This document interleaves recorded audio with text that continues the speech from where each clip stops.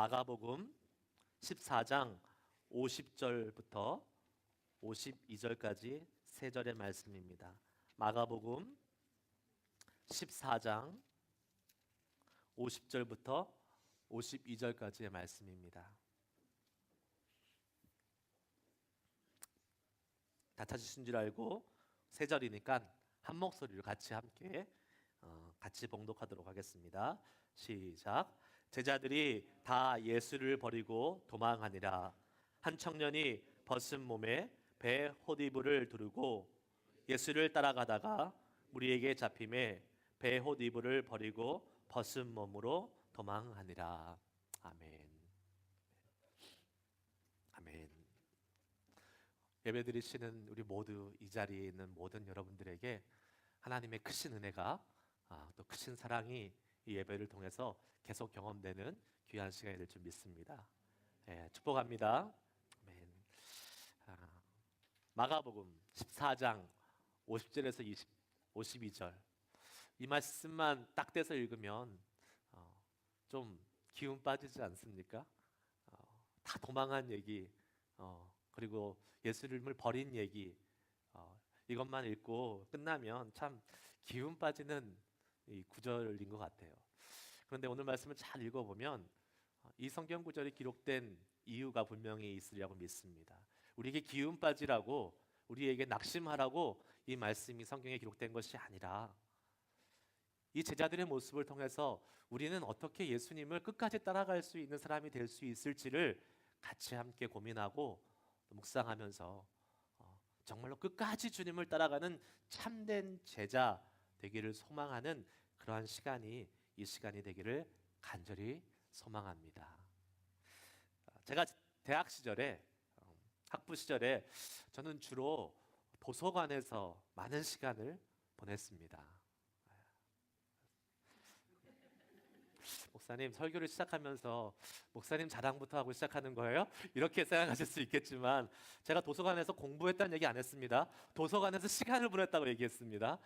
도서관에서 많은 시간을 보냈습니다. 도서관에서 많이 공부했다고 설교하면서 거짓말을 할 수 없기 때문에 도서관에서 그냥 시간을 많이 보냈습니다.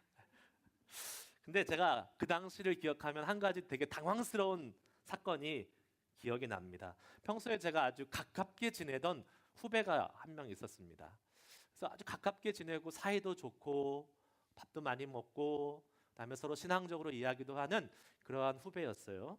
그래서 저 친구는 참 인품도 좋고 신앙도 좋고 참 좋은 후배다라는 그런 생각을 했습니다. 그날도 평상시와 다름없이 그 도서관 안으로 들어갔습니다. 도서관에서 여러분 아까 말씀드린 것처럼 공부만 하는 거 아니라 그랬잖아요. 공부 다음에 많이 하는 게 뭘까요? 맞습니다. 자는 겁니다. 공부 다음에 제일 많이 하는 게 자는 거예요. 어떤 사람은 자는 걸 더 많이 하죠. 근데 갔더니 아니나 다를까 그 후배가 자고 있는 거예요. 이렇게 엎드려서. 그래서 근데 제가 용건이 있었어요. 뭘 물어볼 일이 있었어요. 그래서 자는 후배를 맨날 자니까 특별한 거 아니니까 가서 이렇게 깨웠어요. 야, 아무개야, 자니? 나 뭐 좀 필요한데 뭐 도와줄래? 했더니 이 후배가 갑자기 성질을 빡 내면서 왜 자는데 깨워? 이러는 거예요. 그러면 저한테 막 쏘아붙이는 거예요. 그래서 제가 뭐라고 해서 선배라 그랬잖아요. 선배인데 선배한테 도저히 할 수 없는 되게 당황스럽고 무례하고 하는 그런 말과 행동을 막 하면서 저에게 갑자기 짜증을 확 쏟아붓는 일이 있었고 지금도 그 후배를 생각하면 그 장면밖에 기억이 안 나요. 그 장면이 정확하게 기억이 나는 거예요. 무슨 일인지는 모르겠습니다. 그리고 자는 그 후배를 깨운 책임도 저한테 있죠. 하지만 무슨 이유인지 모르겠지만 그 후배가 그 시간에 어떻게 보면 자신의 감춰진 실체를 저한테 보여준 시간이 아닌가 싶어요. 평소에 잘 관리되어 있고 평소에 잘 정돈되어 있던 그 사람의 인격과 인품이 한순간에 드러난 거예요. 한순간에 날아가 버리고 진짜 그 속에 있는 그 후배의 그 모습, 물론 그것이 전부는 아니겠지만 그 모습이 나타난 것을 보여준 것 같은 그러한 느낌을 지울 수 없습니다. 우리는 우리의 모습도 평상시에 잘 관리되어 있습니다. 그런데 여러분, 진짜 실력은 위기에서 나타난다는 말이 있지 않습니까? 우리의 진짜 인품, 진짜 신앙은 위기의 순간에 갑자기 뜬금없이 드러나는 경우가 있습니다. 평소는 좋을 때는 우리의 실력이나 우리의 신앙, 우리의 인품이 다 괜찮은 것처럼 보입니다. 그런데 정말 위기의 순간이 닥치잖아요. 정말 내가 감당할 수 없는 나의 그 관리의 한계를 넘어서는 순간이 나타나면 진짜 내 안에 있는 모습이 나타난다는 사실입니다. 신앙도 마찬가지입니다. 우리는 믿음이 다 좋은 것 같이 보이지만 우리의 믿음이 진짜인지 가짜인지 우리가 판단할 수 있는 사실 평상시에는 없습니다. 그런데 그 신앙이, 그 믿음이 정말 진짜 믿음인지를 볼 수 있는 때가 온다라는 사실입니다. 한국에서 오신 분들이 많기 때문에 한국 이야기를 한번 들어보겠습니다. 남자는 군대를 가봐야지만이 그 신앙이 진짜인지 아닌지를 알 수 있다고 해요. 군대 가기 전까지는 뭐 특별한 어려움이 없잖아요. 근데 군대 가는 순간 내가 이런 인격으로 이런 대접을 받아야 되나? 하면서 완전히 자존감이 땅바닥에 딱 떨어지면서 강압적인 그러한 상황, 위협적인 상황 속에서 내 신앙을 지키기가 아주 힘든 상황이 생기지 않습니까? 그때 많은 사람들이 그 신앙을 제대로 못 지키는 것을 보게 됩니다.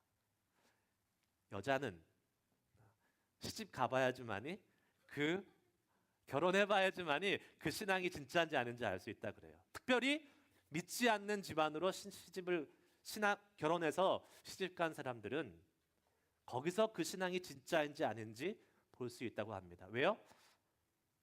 가짜 신앙은 거기서 다 무너져 버립니다.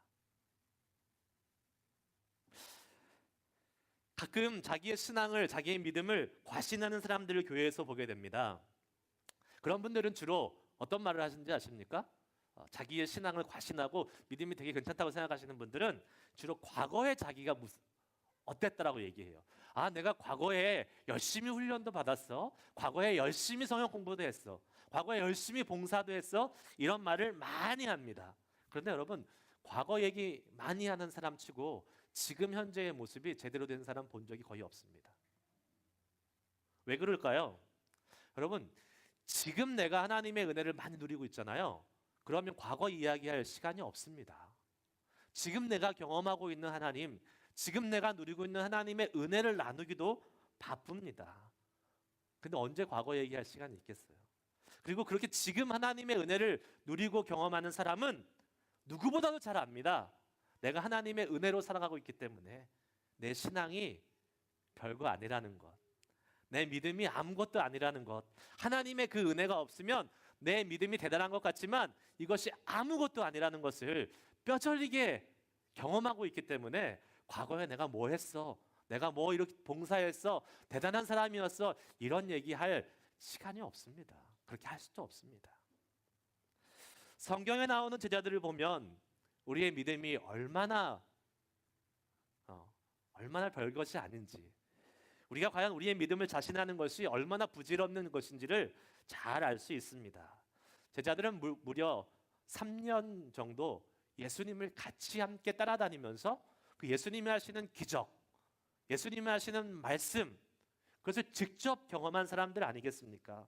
그런데 이 예수님을 통해서 직접 훈련받았던 이 제자들도 위기의 순간에 예수님을 다 버리고 도망갔다는 사실을 오늘 말씀을 통해서 볼 수 있습니다.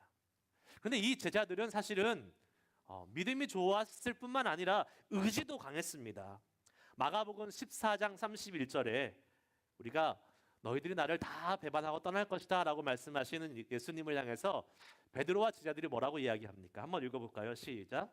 베드로가 힘있게 말하되 내가 주와 함께 죽을지언정 주를 부인하지 않겠나이다 하고 모든 제자도 이와 같이 말하니라. 베드로만 이야기한 게 아니죠. 베드로가 힘있게 얘기했고 또 모든 제자도 같이 내가 예수님을 부인하지 않겠습니다. 내가 죽으면 죽었지 예수님을 결코 부인하지 않겠습니다라고 다 같이 아주 의지적으로 이야기를 했어요. 근데 오늘 본문 말씀에 뭐라고 나옵니까? 50절에 보니까 모든 제자들이 예수님을 버리고 도망했다라고 기록하고 있습니다. 여러분, 제자들이 예수님을 버리고 도망할 정도인데 과연 우리가 예수님을 직접 경험해 본 적도 없고 만나본 적도 없는 우리가 과연 우리의 믿음을 지키면서 끝까지 예수님을 따라갈 수 있다고 자신 있게 말할 수 있을까요? 아니요. 저는 쉽지 않을 거라고 생각이 됩니다. 그래서 오늘 말씀을 통해서 저희가 소망하는 것은 예수님을 버리지 않고 도망가지 않고 끝까지 주님을 따라가는 사람이 되기를 소망하는데, 그러기 위해서 첫 번째 필요한 것이 우리에게 있습니다. 다 같이 한번 따라해 보시기 바랍니다. 우리의 믿음을 너무 과신하지 마십시오. 여러분, 사실 사람이 어떻게 변할지 모릅니다. 우리의 믿음이 언제 곤두박질칠지 모릅니다. 그렇기 때문에 우리는 항상 겸손히 경계하고 우리의 믿음을 잘 지키고 있어야 됩니다. 여러분들 잘 아는 엘리야 이야기를 한번 해보겠습니다. 열왕기상 18장에 나오는 엘리야, 갈멜산에서 이 엘리야가 바알의 우상을 섬기는 이 거짓 선지자 450명과 대결이 하게 됩니다. 무슨 대결을 합니까? 어떤 신이 진짜 신인지 한번 제사 드려봐서 거기에 응답하는 신이 이기는 거다라는 그러한 지금 제안을 하고 같이 함께 싸우는 겁니다. 여러분 잘 아시죠? 누가 이겼습니까? 엘리야가 이겼습니다. 어떻게 이겼습니까? 바알의 제사장들이 아무리 예배를 드리고 아무리 제사를 드려도 거기에 제물에는 아무 응답이 없었어요. 그런데 엘리야가 제사를 드렸더니 거기에 하나님의 불이 임했습니다. 그리고 하나님의 살아계심을 직접 그 우상 모든 450명의 제사장들에게, 우상의 제사장들에게 알게 하셨고, 결국은 하나님이 승리하셨고 엘리야는 그 모든 450명의 우상 제사장들을 다 죽여버립니다. 저한테 만약에 450명의 스님들과 함께 토론을 해봐라 그러면 저는 잘 못할 것 같아요. 일단 명수에 딱 압도가 돼가지고 나중에 합시다 하고 갈 것 같아요. 근데 지금 엘리야는 지금 대단한 사람 아니겠습니까? 450명의 우상을 섬기는 그 우상이 돼서 응답 안 할 거는 알고 있겠지만 사람이 450명이 앞에 있다는 거는 엄청난 위압감 아니겠습니까? 그런데 거기서 싸워서 믿음으로 나가서 혼자 싸워서 이겼던 사람 아니겠어요? 대단한 믿음의 사람입니다. 그런데요, 이 일이 있은 직후에 있었던 일이 뭔지 아십니까? 바로 19장에, 열왕기상 19장에 어떤 내용이 나오냐면, 그러한 사건을 있었다는, 갈멜산에서 엘리야가 바알의 선지자들을 다 죽였다는 사건이 있다는 보고를 들은 그때의 왕비 이사벨이 엘리야에게 너 가만히 안 놔둘 거야, 너 죽일 거야 라고 협박과 이 공갈의 메시지를 보냅니다. 그 메시지를 받고 엘리야가 어떻게 했을까요? 웃기시네, 내가 450명 이긴 사람이야, 나를 감히 이렇게 했습니까? 아니요. 그 말 듣자마자 곧바로 도망갑니다. 광야로 도망가요. 멀리 아무도 없는 곳에, 아무도 못 찾을 광야에 도망가서 거기에 숨습니다. 그리고 나서 뭐 합니까? 하나님께, 하나님 제발 나 좀 데려가 주세요, 나를 죽여주세요 라고 하나님께 완전히 믿음 없는 모습, 바닥의 모습을 보여주는 것을 보게 되지요. 여러분, 이게 사람이 갖고 있는 믿음입니다. 우리의 마음이에요. 우리가 대단한 것 같지만, 우리의 믿음이 대단한 것 같지만 상황이 바뀌고 환경이 바뀌고 그리고 나에게 위협이 다가오면 우리의 믿음이 어떻게 될지 모른다는 것을 우리는 기억해야 합니다. 처음에는 우리가 신앙을 갖고 믿음 생활하기 시작하면 겸손하게 고개를 숙이고 하나님의 은혜를 구하죠. 하나님, 저에게 믿음을 주시고 주님의 은혜로만 살아갈 수 있는 사람이 되게 해주십시오. 모든 게 감사하고 모든 게 하나님의 은혜고 겸손히 시작합니다. 그런데 이상해요. 시간이 지나면 하나님을 조금 알면 알수록 하나님을 제대로 알면 점점 겸손해져야 되는데 잘못 아는 사람들이 많아지는 것 같아요. 신앙생활에 연차가 쌓이고 교회에 봉사를 하기 시작하고 성경 공부를 하기 시작하면서 그리고 직분도 생기고 그러면 자꾸 자기의 믿음이 대단한 것처럼 생각하는 사람들이 종종 나타나는 것을 보게 됩니다. 왜 그럴까요? 왜 자신이 믿음 좋은 사람인 것처럼 생각하게 될까요? 많은 이유가 있겠지만 그 중에 하나가 옆에서 많이 그렇게 칭찬해주고 부추깁니다. 그 칭찬과 부추김을 제일 많이 받는 사람이 누굴까요? 교회에서 목사입니다. 목사. 칭찬을 하지 말라는 얘기가 아니에요. 칭찬은 뭐도 춤추게 한다 그러죠.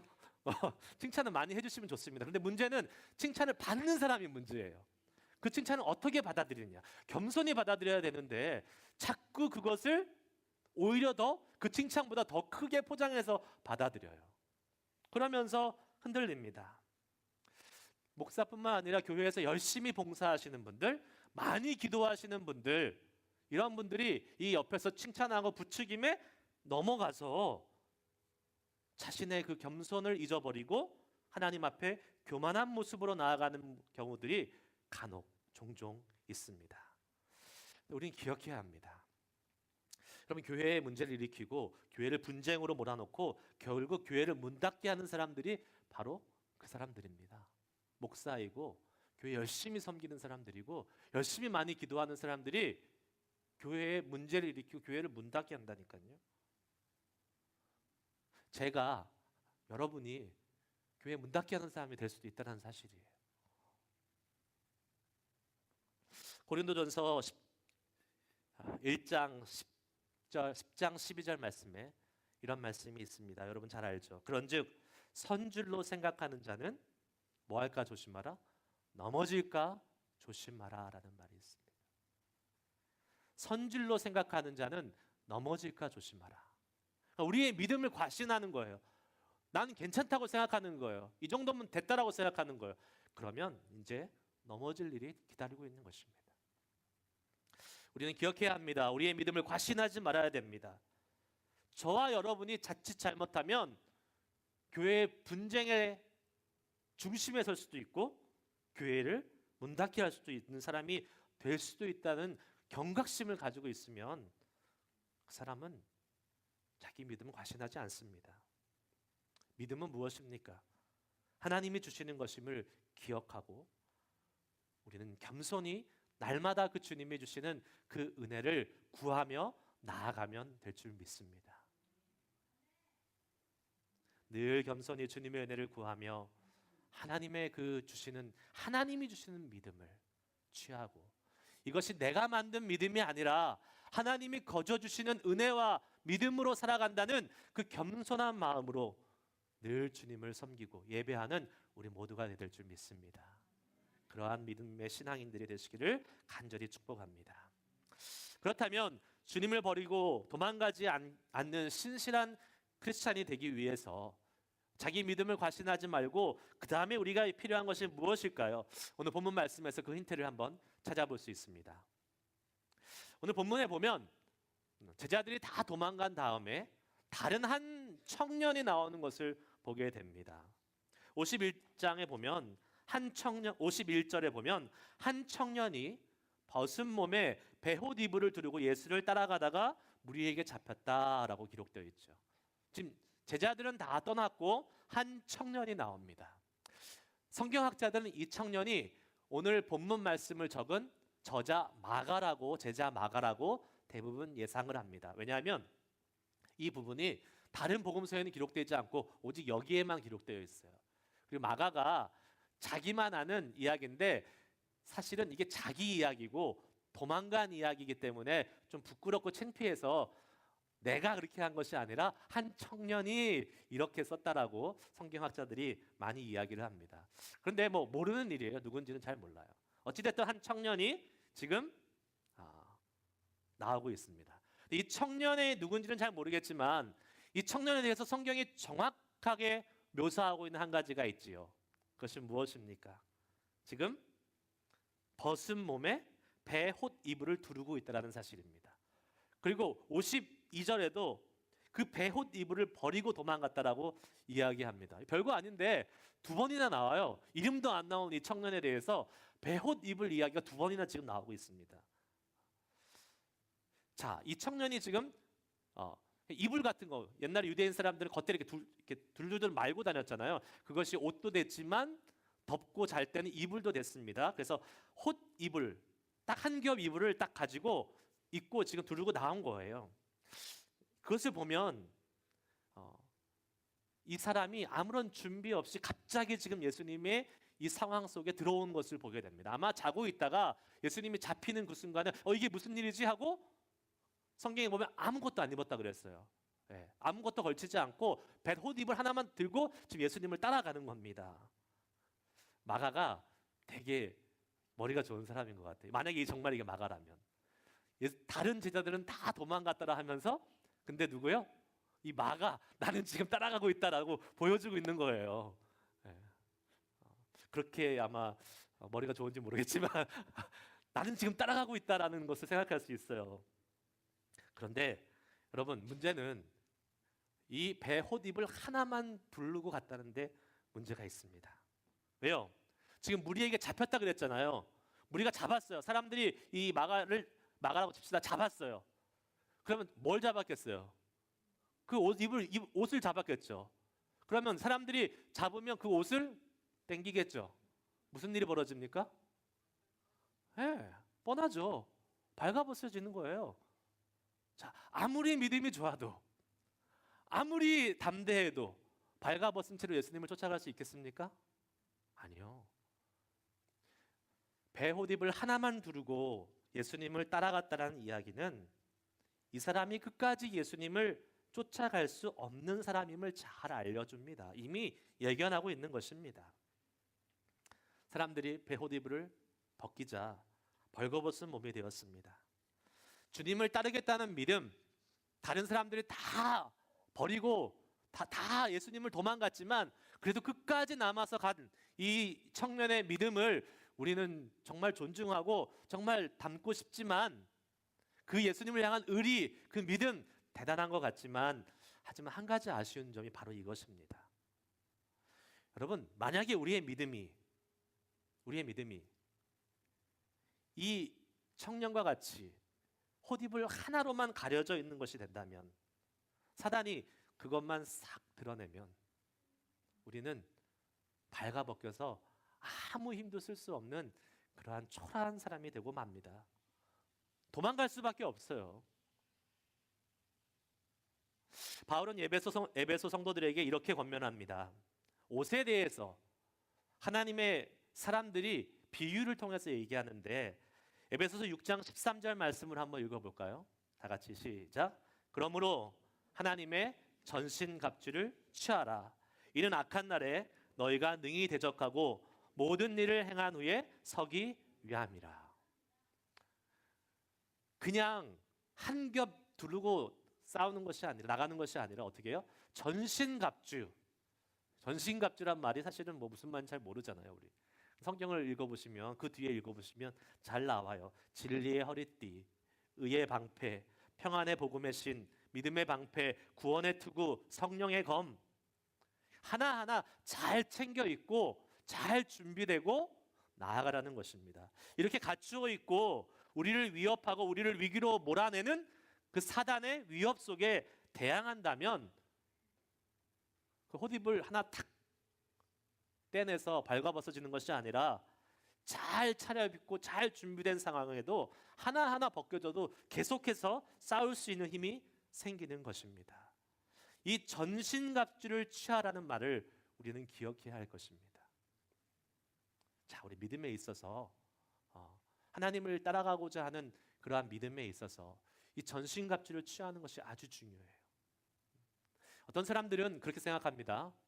그냥 신앙생활은 기도만 하면 돼. 무조건 기도 많이 하면 돼. 다른 거 다 필요 없어. 그게 어쩌면 우리의 배 헛이불이 될 수 있습니다. 신앙생활은 예배만 잘 드리면 돼. 예배 안 빠지고 주일날 예배 잘 드리면 그걸로 전부 다 돼. 그리고 나가서 일주일 동안은 하나님과 아무런 상관없는 삶이 돼요. 그럼 그 예배가 뭐가 됩니까? 배옷 이불이 되는 거예요. 그게 아닙니다. 믿음의 사람은, 하나님을 향해서 끝까지 쫓아가고 싶은 사람은 전인격적인 우리의 삶에서 하나님을 향한 훈련과 헌신과 충성이 있어야 되는 거예요. 예배도 드리고 기도도 하고 말씀도 보고 전도도 하고 선교도 가고 하면서 많은 영역을 통해서 주님과 친밀하게 가까이 붙어 있어야지만이 우리는 끝까지 주님을 버리지 않고 따라갈 수 있는 신실한 주님의 제자가 될 수 있을 줄 믿습니다. 그런데 그 여러 가지 중에서 예수님이 강조하시면서 말씀하신 한 가지가 있습니다. 그것이 뭐냐면 바로 기도입니다. 바울 사도도 에베소서 6장에서 이렇게 이야기합니다.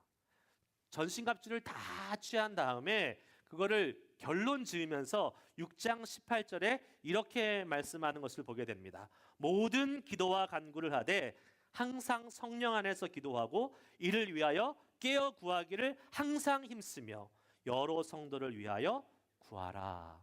아멘. 자, 이 그냥 탁 튀어나온 말이 아니라 전신갑주를 잘 설명하고 성도의 의복, 성도의 그 옷차림에 대해서 잘 설명한 다음에 결론적으로 하는 말이에요. 자, 도망가지 않고 끝까지 주님을 따라가는 제자가 되기 위해서 기도가 필수적이라는 사실입니다.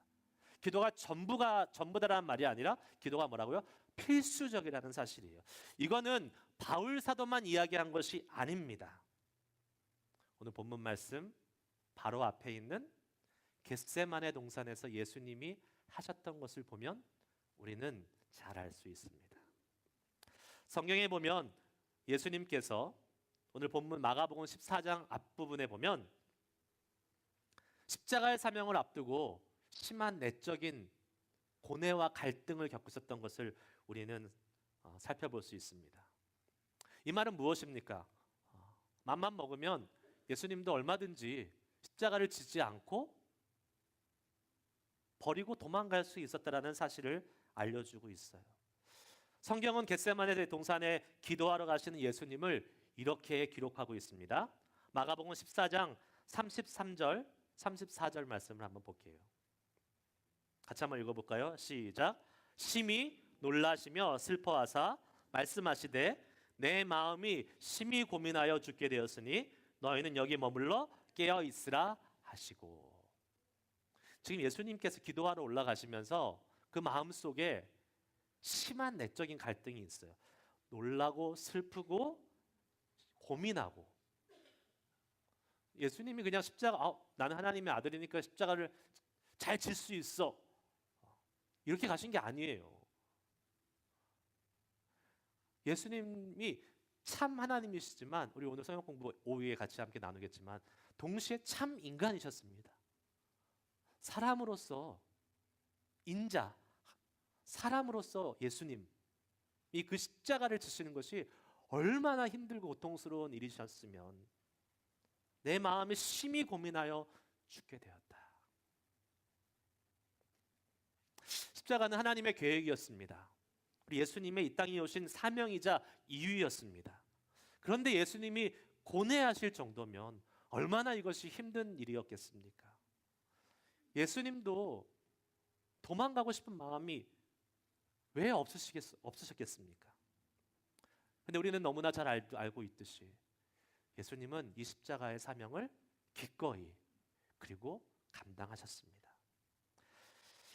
그런데 가장 힘들고 죽음의 고통을 감당해야 될 이 예수님은 오히려 도망가지 않고 그 십자가의 길을 가셨는데, 그 옆에서 그냥 따라가기만 하면 되는 이 제자들은 오히려 도망갔다라는 사실입니다. 무엇이 차이를 만들어냈을까요?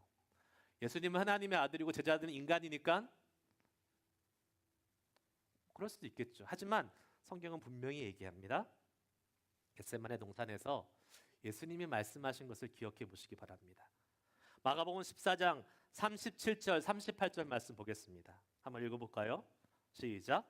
돌아오사 제자들이 자는 것을 보시고 베드로에게 말씀하시되 시몬아 자느냐 내가 1시간도 깨어 있을 수 없더냐 시험에 들지 않게 깨어 기도하라 마음에는 원이로되 육신이 약하도다 하시고.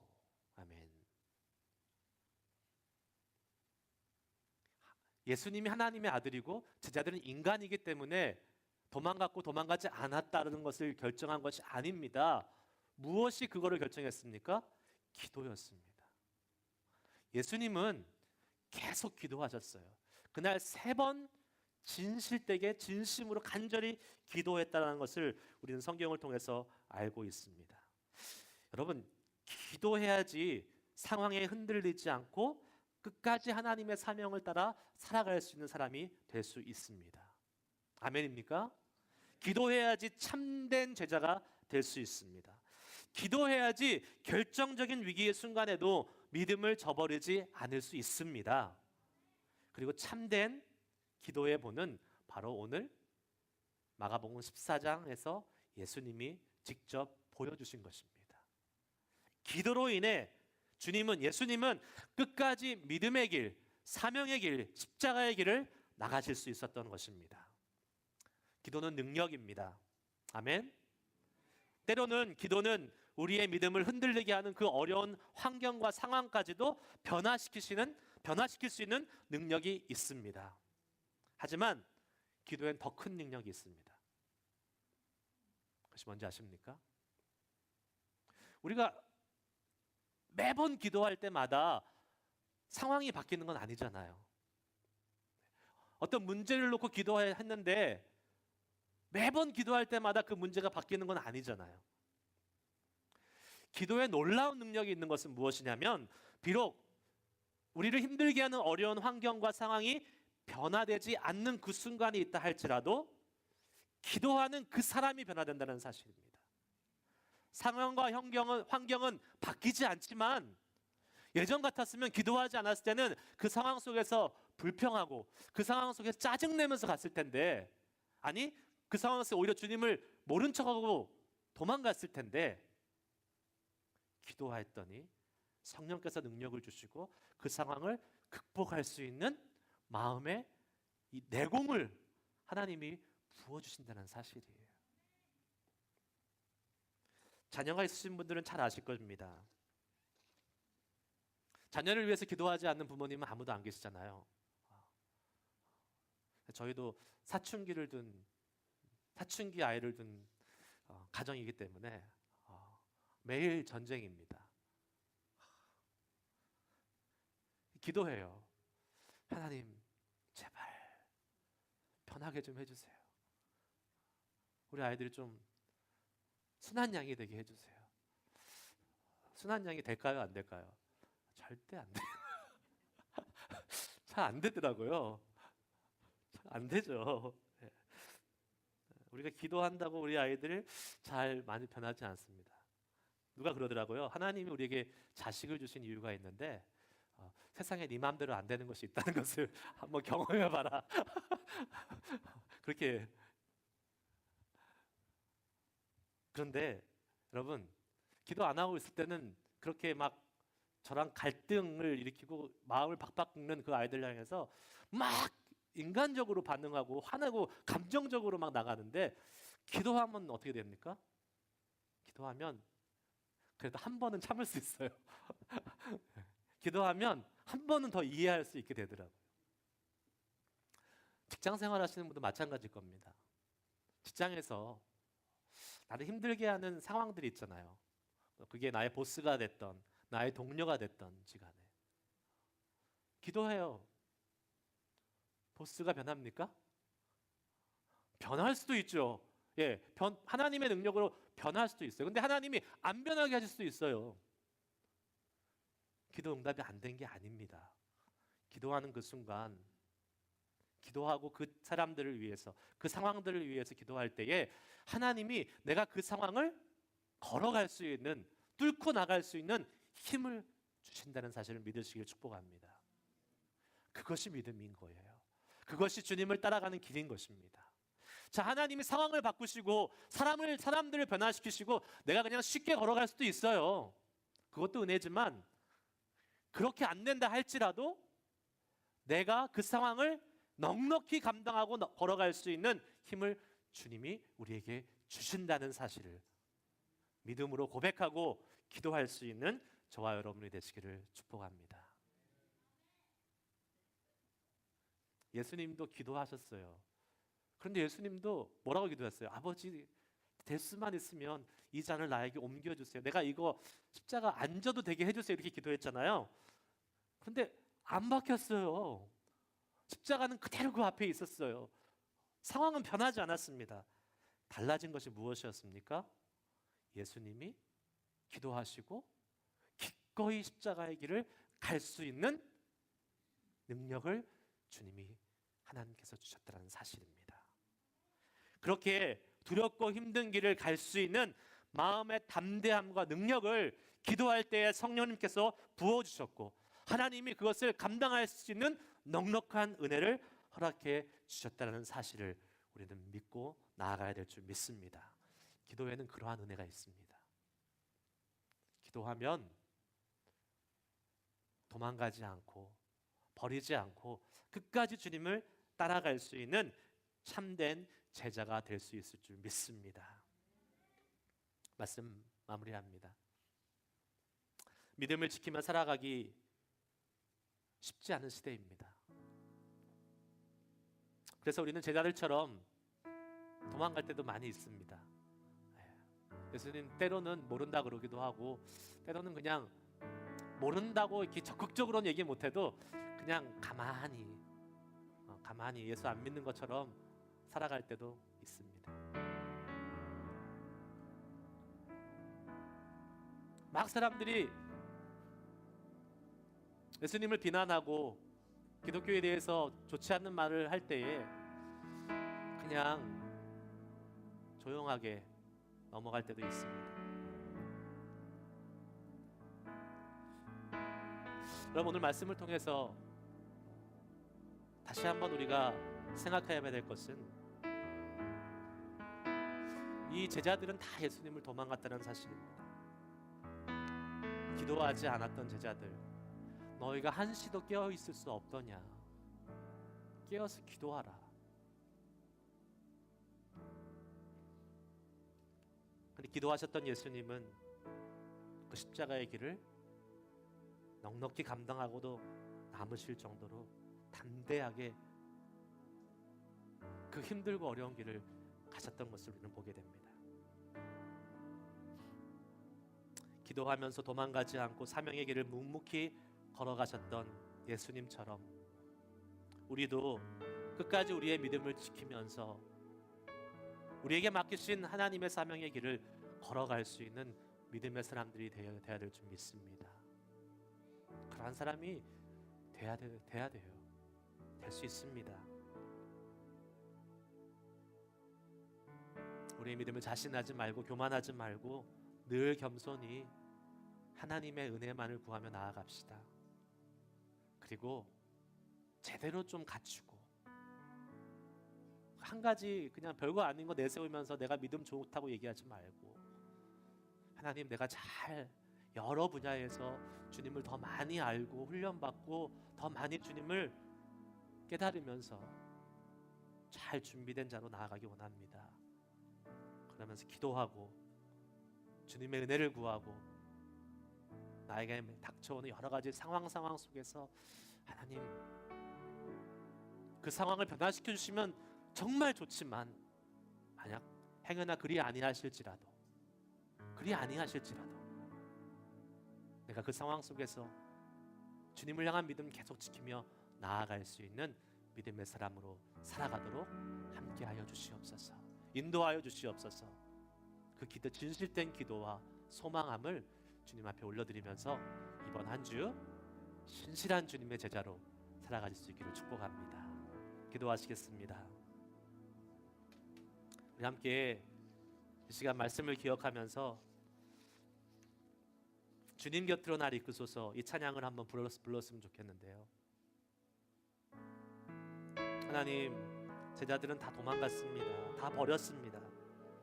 그러나 우리는 버리고 도망가는 자가 아닌 주님 곁으로 날마다 나아갈 수 있는 믿음의 사람들이 되게 하여 주시옵소서. 주님만을 의지합니다. 주님만을 더 알게 하여 주시옵소서. 주님 곁으로 나아가는 우리들 되기를 소망하면서 다 같이 기도하시겠습니다. 찬양하시겠습니다. 주님 곁으로, 주님 곁으로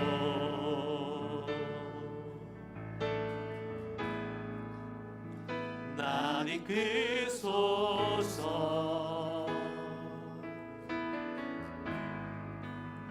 내 모든 것 다 드리며 충성 되기 원하네. 나의 참 소망, 나의 참 소망,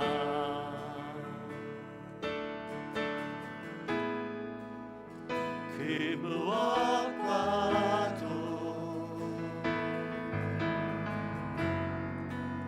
바꿀 수 없는 주 사랑, 그뿐 안에 나 함께 주님의 길로 인도하소서. 주님의 길로 인도하소서. 주님만이 내 모든 것이십니다. 주님만이 내 모든 것 되시니 주님만을 더 알게 하소서. 주님만이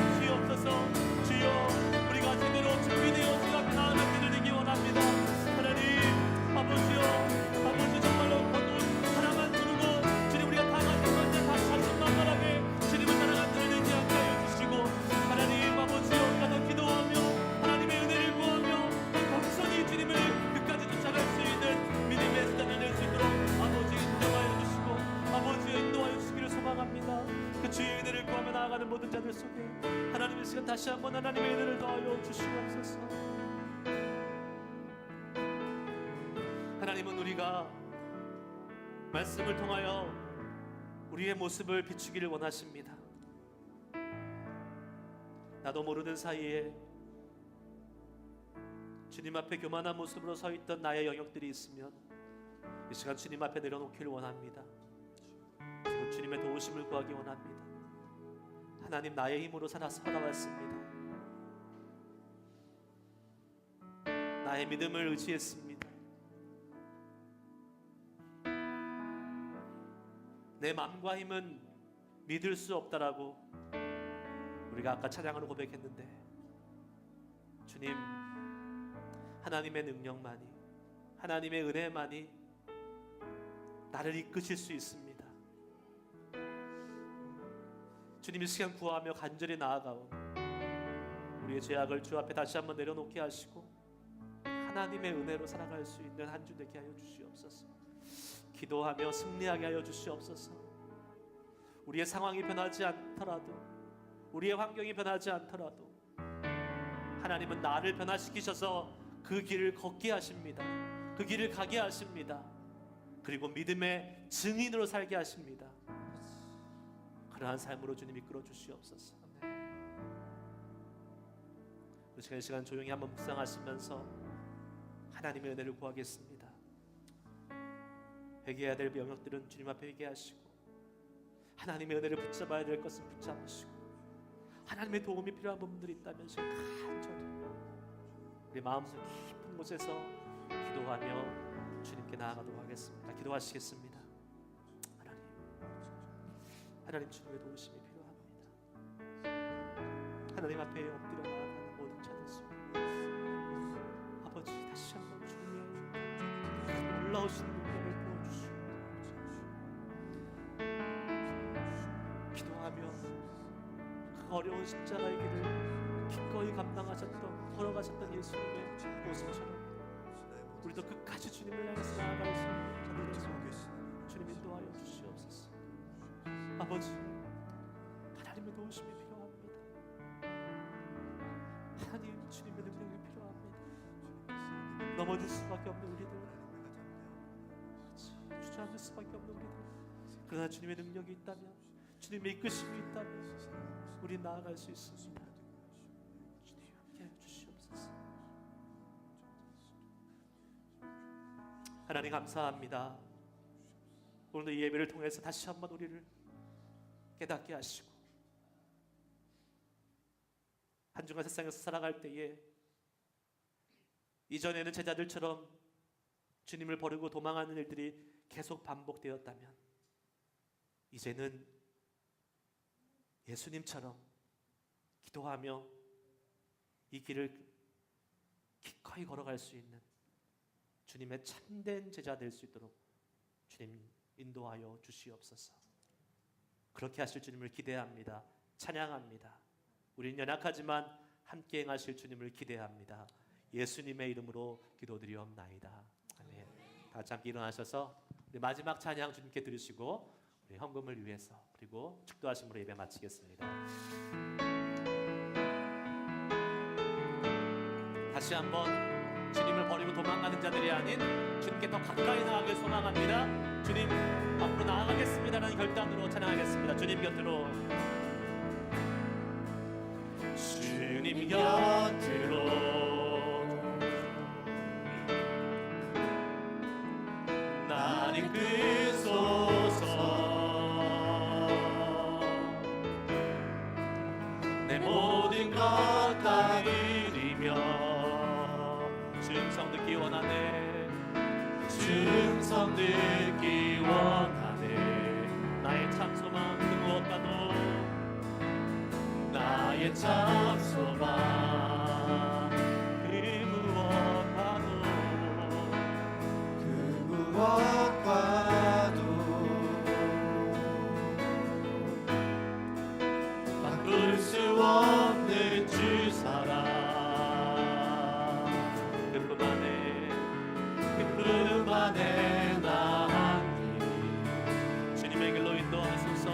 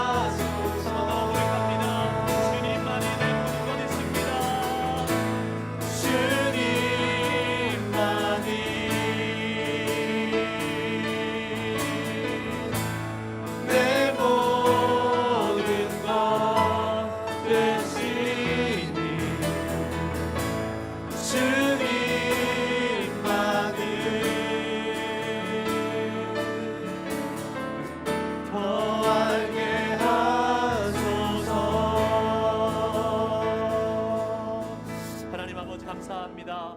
응도리 예배 가운데 함께 하시고 하나님의 살아계심을 보여주시고 나타나심을 감사합니다. 주님, 이 시간 저희가 주님께 예배하면서 준비한 예물 주님 앞에 함께 드렸습니다. 주님, 저희가 가진 건 없습니다. 많지 않습니다. 그러나 하나님, 그 중에서 하나님이 주신 것을 감사하며 하나님 앞에 귀하게 드린 예물을 주님 받아주시고 하나님이 기뻐 받으시는 예물 되기를 소망합니다. 그리고 이 예물이 사용될 때에 하나님의 놀라운 기적이 그 사용되는 곳곳에 나타나게 하시고 하나님, 놀랍게 주님이 축사하시고 그것들을 나누고 사용하실 때에 오병이의 기적이 일어난 것처럼 하나님의 기적이 이 물질이 사용되는 곳에 나타나도록 인도하여 주시옵소서. 우리의 마음과 주님을 향한 감사와 기도의 제목을 함께 올려드리오니 주님 받아주시고 그 마음의 소망함대로 하나님께서 채우시고 이끄실 주님을 경험하는 우리의 간증이 넘치는 삶이 되도록 주님 인도하여 주시옵소서.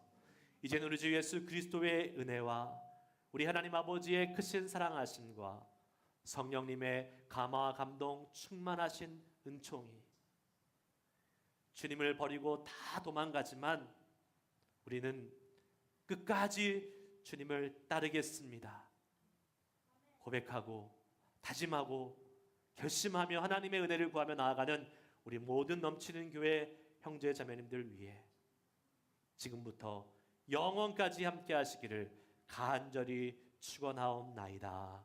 아멘.